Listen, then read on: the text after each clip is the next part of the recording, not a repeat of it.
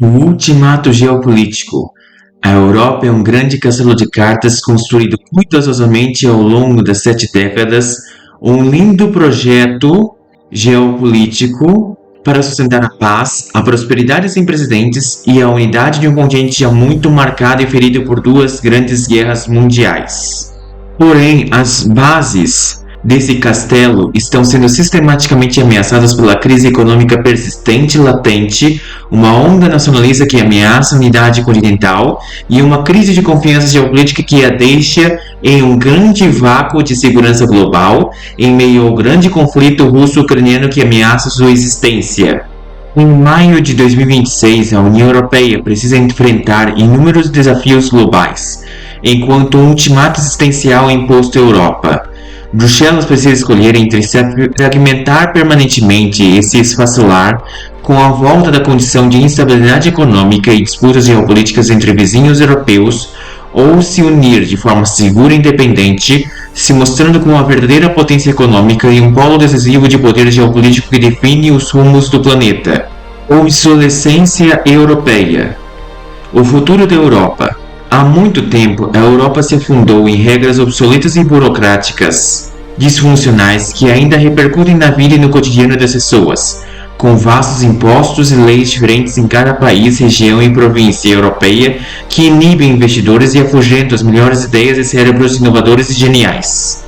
Não é à toa que a única grande empresa tecnológica europeia é a grande neerlandesa ASML, produtora de semicondutores que é um oásis de inovação em meio a um deserto de regras e sistemas burocráticos e obsoletos dos anos 2000. Mas há sinais de melhoria, com maiores investimentos no setor tecnológico, com 35 mil startups, posicionando a Europa como uma das regiões com mais empresas nascentes do mundo. Diante de tantos avisos e declarações sobre a passividade europeia diante da nova ordem global em constante transformação, o relatório de Mario Draghi, que foi presidente do Banco Central Europeu e reestruturou a dívida europeia, salvando o euro da bancarrota. Mario Draghi salienta que a Europa precisa continuamente se modernizar, se adequar aos novos tempos e se posicionar estrategicamente como uma potência global tecnológica e atuante para que não pereça na pequenez e na irrelevância. O nacionalismo estratégico, a rebelião das capitais. Mario Draghi enfatiza que a União Europeia precisa deixar de ser apenas uma simples confederação de estados soberanos e se transformar em uma autêntica federação. Contudo, nos últimos anos, no contexto da imigração descontrolada, sem planejamento e sem assimilação étnica com a população local, novos contextos foram formados e radicalizou-se grupos orientados à extrema-direita, ganhando voz e projeção para a causa nacional desses países frente à suposta ameaça imigrante. Além disso, a questão da imigração, especialmente a crise migratória de 2015, sem planejamento e coordenação entre os países europeus, acirrou o debate nacional e polarizou as sociedades, a causa nacional, o que fez com que, ao invés de criar um cenário de maior unidade dentro do bloco, se vendo como europeus, criou-se um cenário de distanciamento e polarização mais forte. A imigração descontrolada e sem planejamento alienou grupos contrários a outros dentro da sociedade, estimulados pelo discurso político inflamado nas redes sociais. Junto a isso, hoje não há muita coordenação estratégica entre os países europeus, por isso, um evento que acontece para a Alemanha não tem a mesma repercussão para a Espanha ou para a Polônia. França e Alemanha se veem como rivais dentro do bloco europeu, disputando a liderança europeia, aumentando essa rivalidade depois da saída do Reino Unido da União Europeia, que deixou mais contas para que ambos os países, França e Alemanha, paguem. Itália, Portugal e Espanha não têm a mesma perspectiva geopolítica que países como Polônia, Romênia, Suécia e Finlândia. Logo, unir países diametralmente opostos é uma grande tarefa.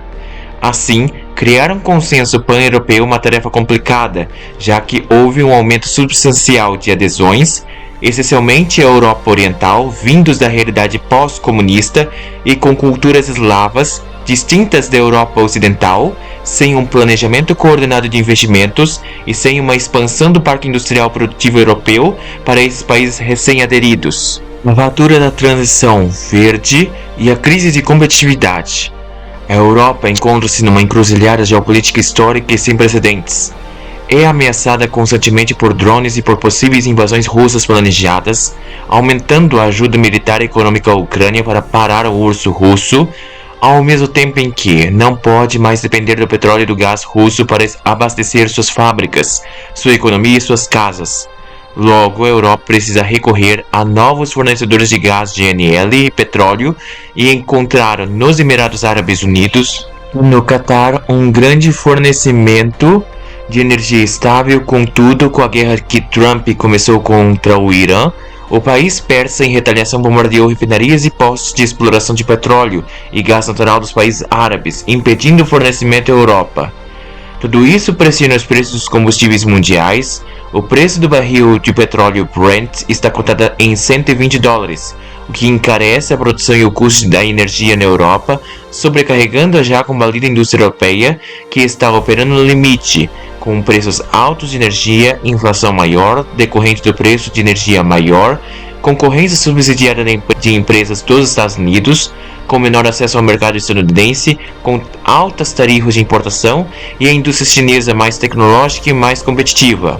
Assim, o custo da eletricidade e fatores globais forçaram o fechamento de fábricas históricas europeias, o que demonstra um sinal negativo para o bloco europeu, que precisa se tornar protagonista nesta área de energia. O vácuo na defesa e a nova ordem de segurança. Desde a chegada de Donald Trump a um novo mandato presidencial nos Estados Unidos, o mandatário da Casa Branca exigiu que os países europeus aumentassem os investimentos em defesa militar de seus próprios países e progressivamente não mais dependência dos Estados Unidos para estabelecer seus planos defensivos. Isso causou alarme e descrença na elite europeia, com países europeus não mais procurando empresas estadunidenses para a compra de equipamentos militares, os mais variados, e buscassem fornecedores alternativos, como a própria França, a Suécia e o Brasil. Os atritos diplomáticos crescentes entre Trump e Zelensky irritaram os líderes europeus, que viram Trump se aproximar constantemente de Putin e facilitar relações diplomáticas com o maior adversário geopolítico europeu.